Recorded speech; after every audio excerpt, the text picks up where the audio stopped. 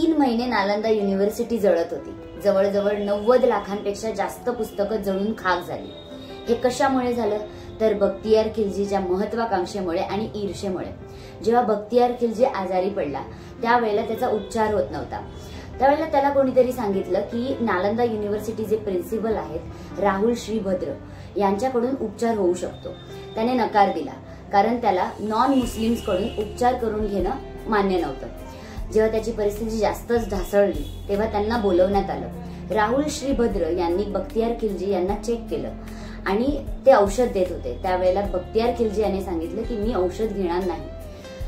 त्यावेळेला राहुल श्रीभद्र यांनी बख्तियार खिलजीला कुराणाची प्रत दिली ज्यामध्ये औषध टाकलेलं होतं। रोज रोज कुराण वाचून वाचून बख्तियार खिलजी याच्या तब्येतीमध्ये सुधार झाला आणि जेव्हा त्याला समजलं की ते कुराण वाचल्यामुळे माझी तब्येत सुधरत आहे त्यावेळेला त्याला राहुल श्रीभद्र यांचा खूप राग आला आणि त्याला कळलं की इतकं ज्ञान जर नालंदा युनिव्हर्सिटीच्या स्कॉलर्सकडे असेल तर मग ते जगावर राज्य करू शकतील।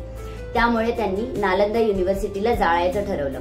सैन्य घेऊन बख्तियार खिलजी बिहारमध्ये असलेल्या नालंदा युनिव्हर्सिटीकडे आला आणि त्याने जवळजवळ ती नालंदा युनिव्हर्सिटी जाळून टाकली। मित्रांनो, जर नालंदा युनिव्हर्सिटी आज अस्तित्वात असती आणि त्यात असलेली सारी पुस्तकं आपल्या सर्वांना वाचायला मिळाली असती तर आज भारताचं चित्र काही वेगळं असतं। भारतात असलेली गरिबी आणि बेरोजगारी कदाचित नष्ट झाली असती। भारत महासत्ता बनला असता, विकसित झाला असता। मित्रांनो, अशा पद्धतीचे ऐतिहासिक व्हिडिओ जाणून घेण्यासाठी चॅनलला लाईक करा, सबस्क्राईब करा आणि शेअर करा।